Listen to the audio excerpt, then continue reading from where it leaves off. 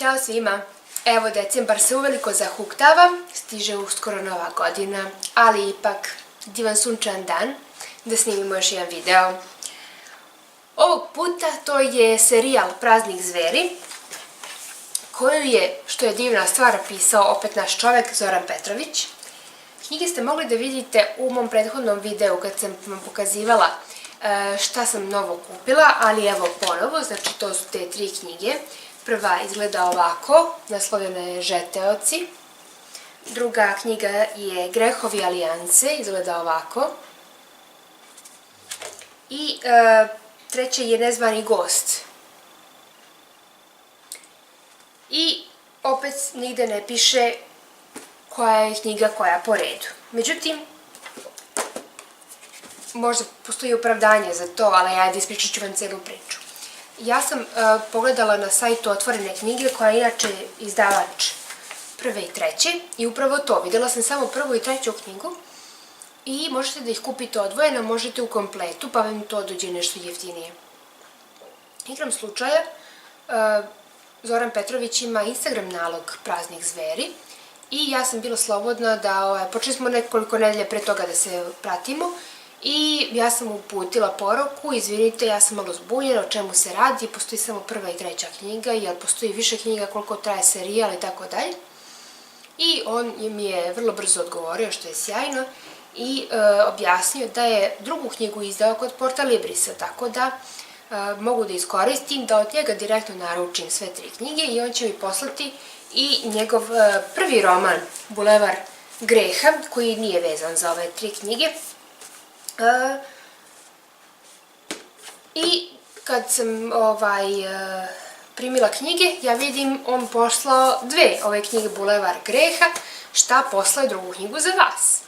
Znači, negde pri novoj godini napravit ću poseban video gde ću vam pokloniti ovu knjigu. Hvala Zorane na tome i vidjet ću čime još mogu da vas obradujem. Elem, ovo nije klasičan serijal, ne nastavlja se druga knjiga na prvu knjigu. Ja sam prvu knjigu već pročitala i drugu sam krenula, znači, pa malo više od trećine, ali o njoj ću napraviti poseban video. Knjigu sam pročitala dosta brzo, stavit ću ovako.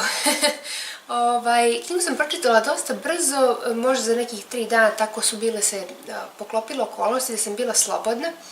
I, kažem, prva polovina mi je malo teže pala, sam jezik, način napisivanja, tako da tek od polovine je bio onaj moment ne mogu da je ispustim iz ruku. Šta mi je zasmetalo? Da krenem redom. Znači, na početku imamo reč autora gde on kaže: dragi čitaoci, svi likovi u Prazniku zveri su izmišljeni i svaka sličnost sa stvarnim osobama u bilo kom vremenskom periodu koji knjiga opisuje sasvim je slučajna. Ovu rečenicu ste, verujem, već toliko puta videli i čuli, međutim ona ne važi za nadprirodna bića u ovom delu jer nisu ni slučajna ni izmišljena, one su i tekako stvarna. Posvećeno mom sinu Milošu. I onda imamo jednu stvar što je mene iznenadila prijatno. Citat od Terija Pratchetta: svetlost misli da putuje brže od ičeg drugog, ali greši. Gde god da ode, zategne tamu koja je tu stigla pre nje i čekala je. I onda imamo prolog i tako dalje. I u prvom delu nekako je forsiran taj način pisanja koji ljudi iz Velike Britanije i britanski humor, recimo, vole da koriste, a to je da se neka stvar pomene, kako se odigrala, onda se uporedi sa nečim drugim. Pa evo, ja sam odvojila dva citata, čisto da vam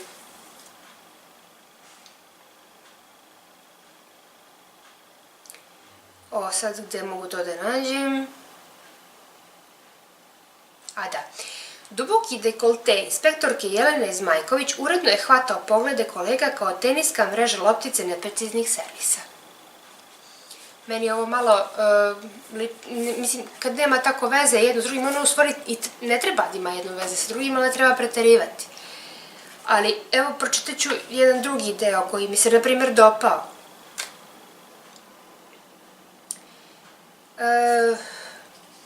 dolazi iz priča o ćevabdžinici, fast foodu, plava traka koji se nalazi preko puta policije, izvesni Gane Šnicla iz mesta Mali Raz kod Leskovca.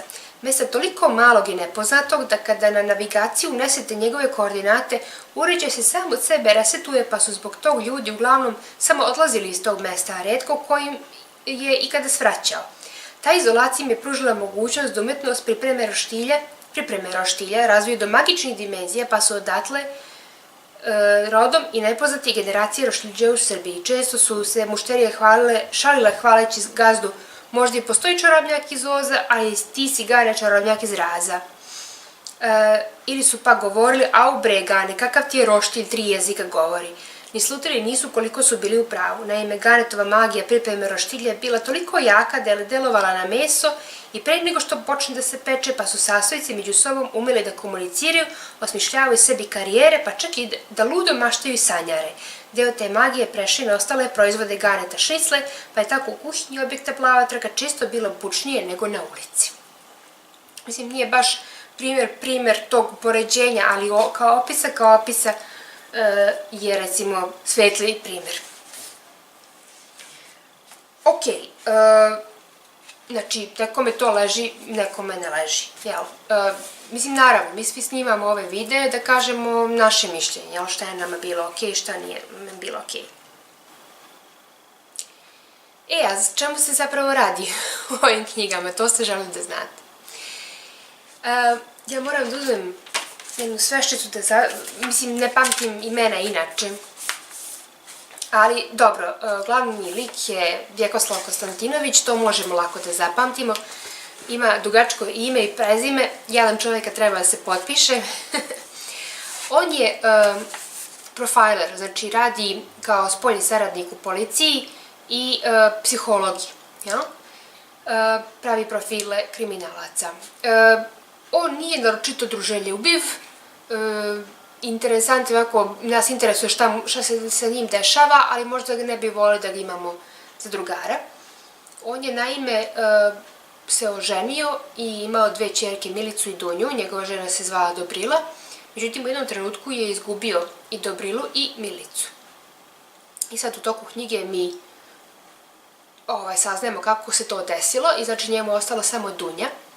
Preko puta njega živi Mile, koji je Vukotić, da.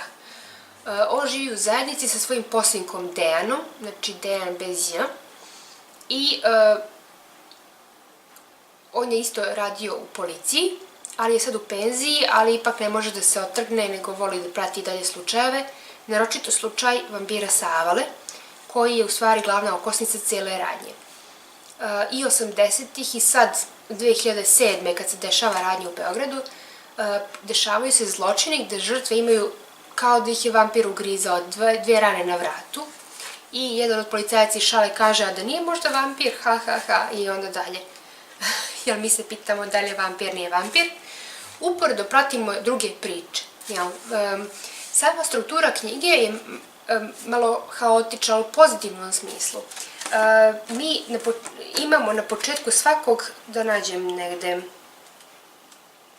baš primer, na primer 1975. Popravni dom Viline vode, znači kad počne nova glava mi imamo naslov glave i vremensku odrednicu kada se desila.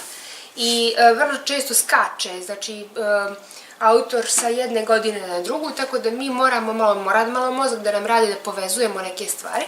Ja sam čak morala 2 puta da se vratim unazad da pronađem, čekaj, to sam negde pročitala, i da povežem ko je kome rod, a ko kome pomoć Bog.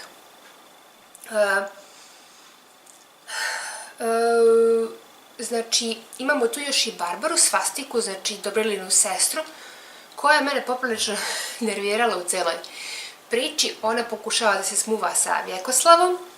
Gde mi je onaj spisak? Evo ga. Koga još imamo? Imamo familiju Rogobatić, koja samo prezimenom govore da nešto nije u redu, znači nešto je rogobatno. I to su Stojan i Ursula i oni imaju svoju priču koja će se kasnije preplesti sa pričom Vjekoslava i Mileta. Imamo fenomenalne likove Lenu i Željka i meni je stvarno žao što ih pisac nije više opisao. Oni su dobra strana, dok imamo ovu tamnu stranu, zlo koje se rađa i opisuje.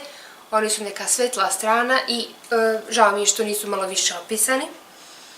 I imamo sjajnog lika Ilkea, patologa, koji je nekako dvostruka ličnost. On dok je patolog, on je Ilke, a kad kasnije sazna da je mrtvozbornik, on postaje Milutin Rafailović. Znači imamo Mileta i Milutina i ja malo to sam sve pomešala pa moram da gledam. Neću ništa da pričam šta je to mrtvozbornik, šta se desilo, kako je izgubio ženu i dete, sve to mnogo bi vam otkrila kad bih rekla. Ja ću na kraju ovog videa reći kad budem, hoću da pričam malo za one koji su pročitali knjigu, ali to ću naglasiti kad budem radila. Knjiga je opet kombinacija, znači imamo tu neki folklor, fantastiku, maštu, ali opet imamo i krimi priču, i detektivsku priču i radi nam mozak da povezujemo, aha, ovo se desilo ovako, onako, moramo da povezujemo šta se desilo u prošlosti, ko je kome nešto rekao, kako su povezani ti ljudi i slično. Meni je bilo sjajno što se pominju mesta kao što su Beograd, kao što je Bulevar, mi znamo tačno gde je to, znači gde se to desilo u Bulevaru, pominje se Trešnja, poznato vikend naselje, pominje se Avala, i to nas nekako dodatno povezuje. Ovo što sam prekinula, setila sam se da sam htjela da pomenem policiju u ovoj knjizi. Znači imamo prvo Mileta, koji je policajac u penziji, koji je sjajan lik. I imamo još neke policajice, na primjer Manžeka, on je isto odličan lik. I imamo IT sektor koji onako pokazuje zavidan nivo stručnosti, ali mene je to posjetilo na prvo moje iskustvo kada sam od našeg autora pročitala nešto što se dešava detektivski u Beogradu, a to je u knjizi Tihi gradovi. Morala sam da uzmem tu knjigu da vam pokažem, Gorana Skrobonje, i prva priča, ovo je u stvari zbirka priča, koja se zove O vukovima i ljudima. Izdanje je Lagune, davno izdato, nisam sigurna da ih još uvek imaju, 2007. Ima vrlo malo priča, ali ta priča mi je bila sjajna, evo, digresija mala, čisto.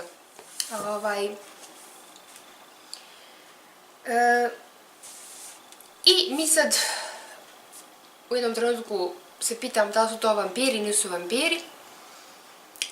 Ja inače nisam ljubitelj priča i filmova o vampirima, međutim, s obzirom da je opšte mišljenje, ja sad možete da verujete da postoje vampiri ili ne postoje vampiri, ali pošto, bez obzira da li postoje ili ne, dosta su ljudi izmaštali razne priče nezavisno od toga. I meni je bilo baš sjajno kad se pojavila serija True Blood, gde vampiri kažu, ma jok, to nije istina, mi možemo da šetamo u sred dana, ne smeta nam ništa beli luk, da, super smo snažni i brzi, ali ne važi sve ostalo što mislite o nama.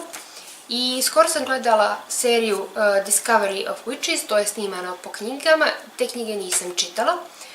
Serija mi se baš dopala, mislim, mesta na kojima je snimana su fenomenalna. I tu isto, znači vampiri nisu ono što mi znamo iz priča ili od Brema Stokera, na primjer, da ih treba probosti kolcem kroz srce. I tako i u ovoj knjizi pitamo se šta je istina, kako bi sad se vi borili kad bi se susreli sa vampirom. Šta je istina, šta njemu smeta, šta ne. Knjiga jeste horor u nekom smislu. Opisane su neke bjak stvari koje zlo radi, ali nekako nije mi bila horor da moram da zatvorim knjigu i da se uplašim. Da, bilo mi je drago što sam mogla da skrenem pogled i da vidim da je napolju dan i naročito kad je sunce. Imam nekih mračnih delova. Ima i scena seksa i nasilja i psovki i jel tako da, mislim kao neko upozorenje vam kažem, ako imate suviše mlade oči i uši. I nekako, ali ipak, ako cijelo vreme znate da je to knjiga i da ja se obično setim tih starih nekih filmova, pa na primjer ako je scena gde i u knjizi ima to, jedan od tih zlih ljudi napadaju tako što vrište. Meni je to strašno smiješno. Mislim, lupila bi mu vaša Mara i pitala ga šta se dereš. Čudno mi je kad, na primjer, u nekim filmima naučne fantastike, erske fantastike, kad napada neka zver, ona mora da ispušta neke zvukove, pa to uopšte nije tačno. Nijedan napadač, nijedan lovac u prirodi nikad ne ispušta glas kad lovi. I u knjizi se pominje kako će dobro uvek nadvladati, jel? I samim tim, mislim, i kad čitate knjigu, vi se nekad pitate kako će se izvući iz ove situacije, međutim znate u pozadini mozga da će se ta knjiga dobro završiti. Mislim da ako će zlo pobediti, onda ta knjiga nikad ne bi verovatno bila izdata, jel? I ja volim da se zabavljam sa tim kad dođu u neku nezgodnu situaciju, da osmislim da šta bi se desilo da oni se nisu izvukli iz te situacije. Jer to je mnogo realnije, jel? Jer u svim, ipak, koliko god ljudi hteli da naprave neku seriju, knjigu, film, ipak u zadnjem trenutku neko nekoga spasi. I sad ću se, zaboravila sam kako se devojka zove, ona skoro imala story na tu temu i rekla je od kako sam čitala Martina ne mogu više ništa da čitam. Pa jeste, Martina si u igri pesmama Leda i vatre. Predstavio nam je taj koncept da glavnog lika odmah ukoka na 10. strani i to je to, jel?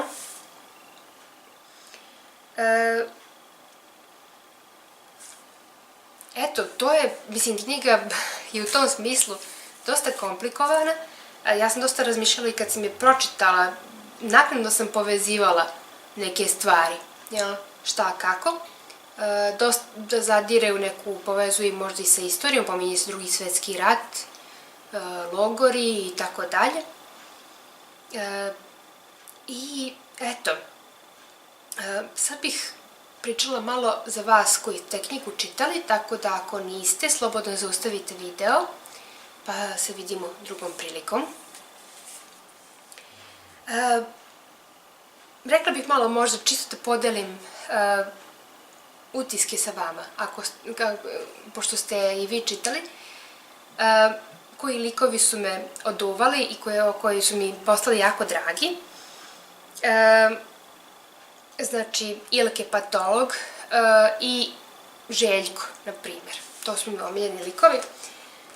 Zabeležila sam baš moment, da to pomenem, kad Lena odvede dete kod svog bivšeg muža i onda on muca, pa onda oni pobegnu i onda ih napadnu zmije i mali Željko ubije zmiju tako da što je udario kamen i ozaren sa krvavim kamenom u jednoj ruci i bezživotnim telom zmije u drugoj, on čučno iznad od nesvešćenog tela majke i životinski kriknu ka centru šume. Željko se zovem, dušmani! Više nije mucao. To je super moment. I super mi je moment sa Manžekom. Manžek je super kako se on snalazi, kako se bori, šta se desilo u eksploziji, na patološkom odeljenju, kako je pokazao hrabrost i sve. I cijela priča oko Lene gde se ona pokazuje, na kraju se prikazuje s tim znakom hrasta sa brđanima i strašno mi je krivo što o tome nismo više saznali. Znači o toj prirodnoj magiji, to magiji kako se priroda bori protiv zla, jer često u knjizi imamo taj opis da je, kad su zli ljudi, članovi te sekte, da kažem, kad oni urliču i kad se šire, nema ni zvuka nikakvog u šumi, nema ptica, nema priroda se suši i tako dalje. Jer zlo se širi.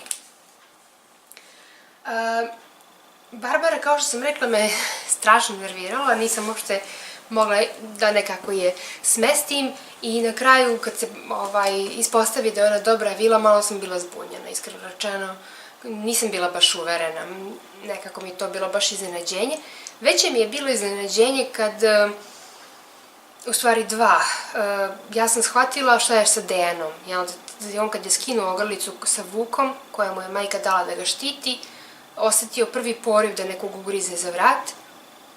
I okej, ali ja sam mislila da je on, pošto je vaspitan od takvog oca, da će ipak uspeti da se izbori sa tim osjećanjem. Međutim, igrom slučaja on je upao u zamku i pod popucaj zlog gospodara i aj dobro, ajde, okej.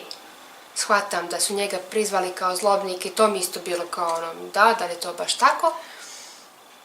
I kad se pojavila ženska osoba kojoj su visili dve crne platenice, ja sam mislila da je to Barbara. Rekla sam, aha, eto, ipak je ona zloće, međutim, nije. Vraćamo se opet na početak knjige gde se sećamo da se Milica ubila, samim tim podnela najveću žrtvu, da ti ako se samo ubiješ, ti postaješ prvi žeteoc, vampir u tom smislu, upir, kako se pravilno potencira u knjizi, a